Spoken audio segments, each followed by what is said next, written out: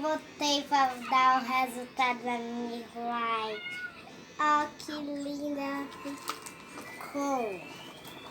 Eu sei que ficou mais grudento, mas quando eu terminar o vídeo, que eu já vou terminar, eu vou mexer ela e continuar a mexer para ela ficar no ponto.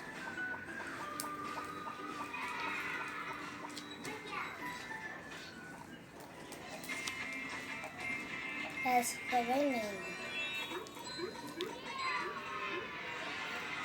Ó, gente, já vou terminando aqui. Ó, dá joinha pra valer, dá joinha pra valer. E papai do céu te abençoe. Tchau, tchau. Até o próximo vídeo.